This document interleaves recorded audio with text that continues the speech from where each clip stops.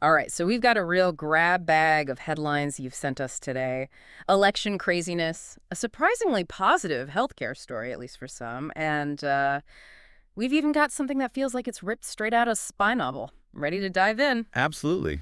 Always interesting to see what's catching the public eye, Yeah. and how these events, they might seem totally random at first glance, but they often connect to bigger trends if you dig a little deeper. Yeah, for sure. Speaking of grabbing attention, this 2024 election is already, well, let's just say it's living up to the hype. That story about North Carolina Lieutenant Governor Mark Robinson, that one really jumped out at me. Oh, yeah, the allegations about Robinson and his, shall we say, unconventional browsing history, that's definitely making waves. Hmm. Really shows how personal scandals, they become political weapons so quickly, especially these days with social media throwing fuel on the fire. It really makes you think, like, Right. what's the fallout going to be? And not just for him, but for everyone who endorsed him. Right. Right. And that's what I find fascinating. You see how different media outlets, they're all spinning this story in completely different ways. Right. Shows you how powerful a good narrative can be.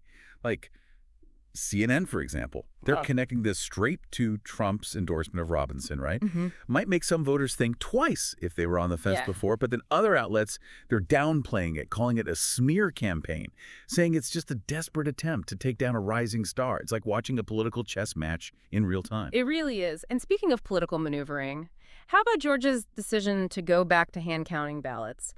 I gotta say, that headline, I thought I was reading a history book, not the morning news. Yeah, that's definitely a move that's sparked some debate, to say the least.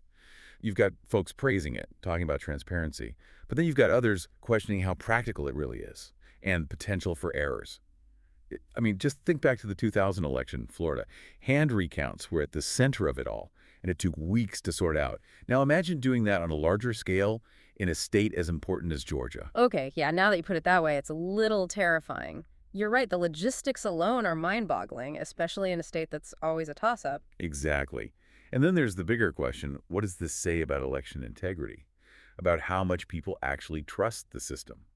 Seems like every election cycle there's a new challenge, and this one is shaping up to be a doozy. Well, on that cheery note, maybe we need a little good news. Let's shift gears to a story that actually offers a glimmer of hope. This is going to be a nice change of pace, at least I hope. After all that election drama, let's talk about something a little more uplifting. Healthcare. Usually not the most cheerful topic, but this time there's a surprisingly positive development. You're talking about that North Carolina hospital system, right? Yeah. The one that just wiped out millions in medical debt. Pretty incredible, especially considering how much financial pressure hospitals are under these days. Over 11,000 people, they just had this huge weight lifted off their shoulders. 11,000. Wow, it's like winning a lottery you didn't even know you'd entered. But it kind of makes you wonder, why was all that debt even there in the first place? Well, yeah, that's the thing. It really exposes the cracks in our healthcare system, right? The fact that this is even news, Hmm. that a hospital forgiving debt is a big deal, it speaks volumes. It's a Band-Aid on a much bigger problem. Yeah. Joes, we need some real systemic solutions. Absolutely. This one act of generosity, it's amazing, don't get me wrong, but it's not a magic bullet. Speaking of things that feel perpetually broken, how about that housing market? It's like trying to ride a unicycle on a cobblestone street. Bumpy, unpredictable, and you never know when you're going to crash. Yeah, and just like riding that unicycle, timing is everything. Interest rates, that's the big one. Higher rates mean bigger mortgage payments, and that prices people out right from the start. And then on top of that, you've got inventory, or rather the lack of it. We're just not building enough homes to meet the demand, so prices keep going up. Recipe for disaster. No wonder everyone's so stressed about housing these days. Exactly. And that brings us to affordability, or the lack of it. Wages are stuck while these housing costs are skyrocketing, so people are struggling to afford even the basics. It's a mess, frankly. And the ripple effects are huge. Affects everything from starting families to being able to move for a better job. Really makes you appreciate having a roof over your head, even if it's not your dream home just yet.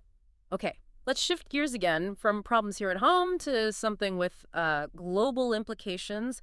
Israel carrying out airstrikes in Beirut, targeting Hezbollah. That's a pretty big escalation in an already tense region. Yeah, no doubt about it. Really raises the stakes, shows how delicate the balance of power is in the Middle East. What I find interesting, though, is the question of how effective this strategy actually is. Do these targeted strikes, do they really weaken Hezbollah, deter future attacks, or do they just make things worse in the long run? Right, like could this spark an even bigger conflict? Tough question, no easy answers. Exactly. And it's a question everyone's debating right now, analysts, policymakers, you name it. How this all plays out, it's going to depend on a lot of factors, how Iran reacts, what the international community does. It's all connected. Definitely something to keep a close eye on. You got it. This is one of those stories where we just got to stay tuned and see what happens. Okay, from something with massive global consequences to something a little lighter, shall we? Okay, you ready for this? This next story, it's got Cards Against Humanity, Elon Musk, SpaceX, and a whole lot of land in Texas. Talk about an unexpected combination. It does sound like the start of a joke, doesn't it? But no, it's a real legal battle, and it kind of shows you the growing pains of this whole private space industry. Basically, Cards Against Humanity, they own some land near one of SpaceX's launch sites, and they're suing over, well, disruptions. So it's that classic not in my backyard situation, but with rockets instead of noisy neighbors. Pretty much. Yeah. And it brings up some interesting questions, right? About land use, property rights. Who gets to decide what happens when you've got these big, ambitious tech projects going on? Because SpaceX, they're not exactly your average neighbor. What we're really talking about here is the future of space travel and the rules that'll govern it. Really interesting point. Shows that even the most futuristic stuff, it's still got to deal with good old-fashioned earthly problems. Okay, last story for this deep dive, and it's a bit of a heavy one. That Kentucky sheriff facing charges after the shooting, fatal shooting, inside a courthouse. Just awful. Yeah, it's a tragedy. And it's a stark reminder of the responsibility that comes with authority, especially in law enforcement. Also highlights the complexities of the justice system itself.